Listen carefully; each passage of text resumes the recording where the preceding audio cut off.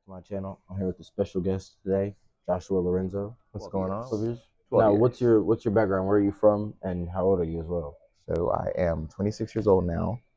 From Austin, Texas, born and raised. Yeah, I love being born in Austin, Texas. It's the music capital of I was Texas. gonna say, how have you liked it in Texas, growing up your whole life? I know, like you say, it's the music capital. So, has that influenced your music career as it's going on, and like your passion for music?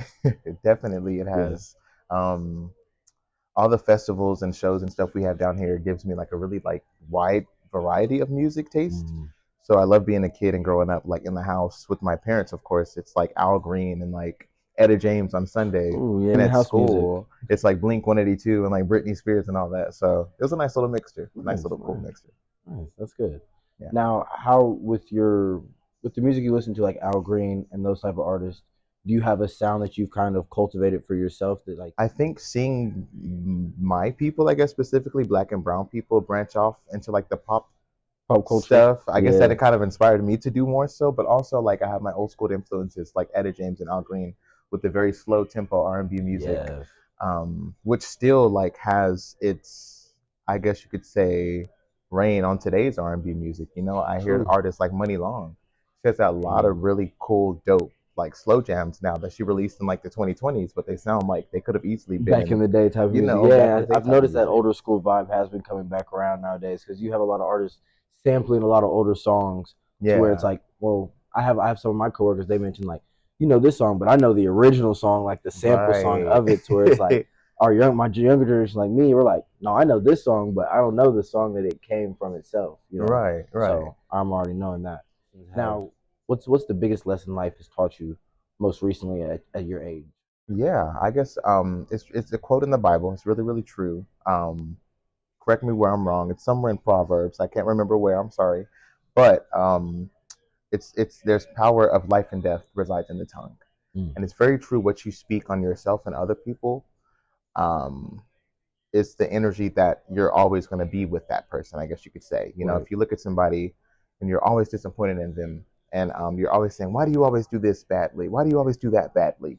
Every time you see that person, it's going to be bad energy, you know? Energy around it, And yeah. so it's always like you always have to speak highly, even if you don't see it for yourself right now, even if you don't see it within the next couple of years. It could still be a dream that you could chase, that you could still build on and build on and build on. And you have to speak positively the whole time. Right. Because it's almost like putting a little bit of water on each flower, and then when you turn around, you see this beautiful garden versus clipping each flower, and then you turn around and there's nothing to show. You know what I'm saying? Yeah, that makes sense. That's a Still, good way of putting it. Yeah. it's the biggest thing I learned because I'm starting to see my flowers now, and then some of these flowers I thought were flowers that were actually trees. You know, and I'm like, growing oh, even more. holy crap! You know, that was me. You know, this whole time. Like, okay.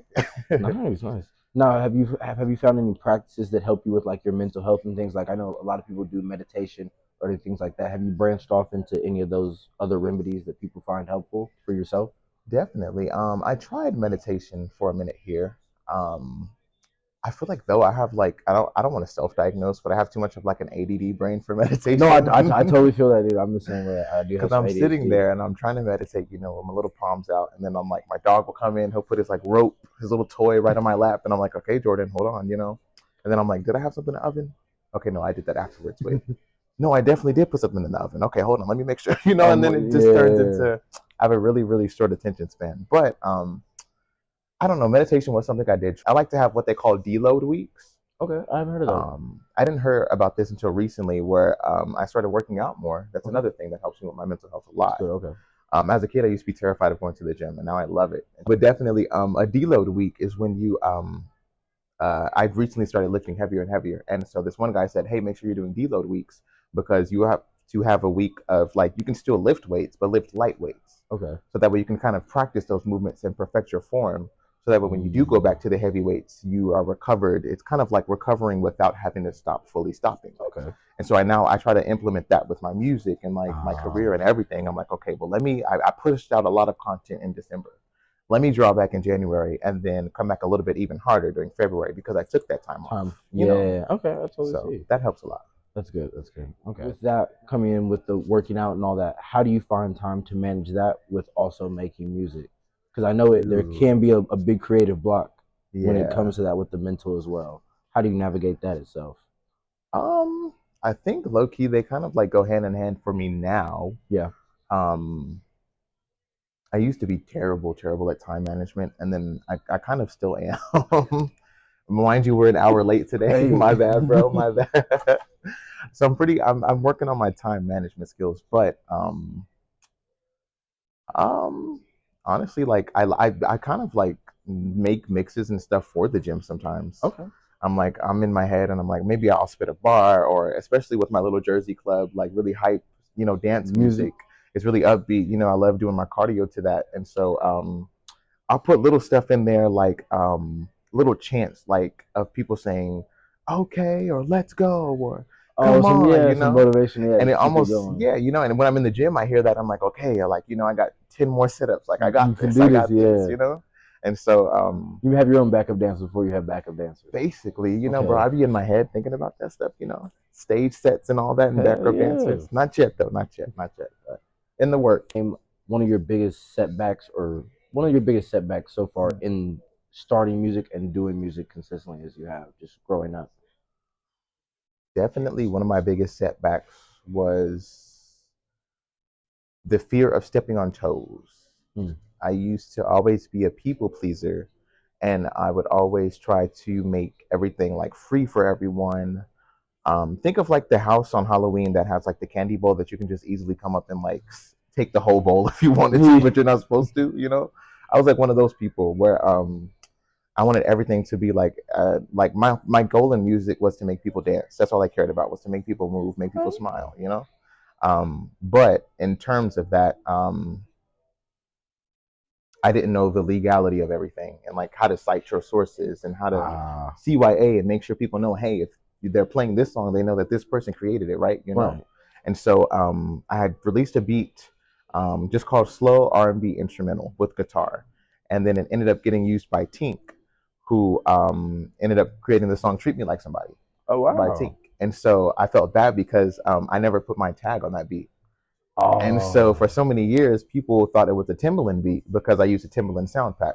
Makes sense. And so definitely Timbaland has his credits on the song because it's his guitar lick. It's him playing the guitar lick. Okay, yeah. But I put the guitar licks a certain way basically and created my own cadence and own bass line. I added my own kicks and hi-hats, and I pretty much created you chopped it up yourself pretty much and kind of made it your own. Basically from a sample pack. And so thank God that Timbaland and Tink left my name 97JLH, and that's just word of mouth. I really feel like that was God, because there's no tag on the beat. It was just on YouTube. Mind you, my YouTube channel got deleted afterwards. Oh, no way. So it was almost like impossible to say, hey, like this is mine. But by the grace of God, it happened. And I finally got a little bit of, I'm starting to see some of the reparations of it coming back. Full circle. It's coming full circle. It's coming full circle for sure. That's good. That's good.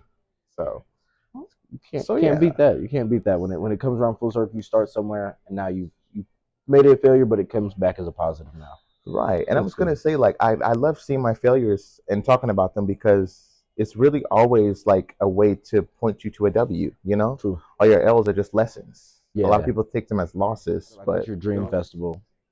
Ooh, so my dream festival. I don't know why, South by Southwest. Yeah, that's big. That's big here. I've noticed that. Yeah, I've noticed that. So definitely, I would love to perform there. I actually had a friend here recently, Bree. Gosh, we haven't talked in years. We were like literally, we were the same kids, mind you, in the whole cardio like class. The class whatever. Together. You know what I'm saying? That when they would come do the fundraisers and stuff. So we were that small the last time we saw each other.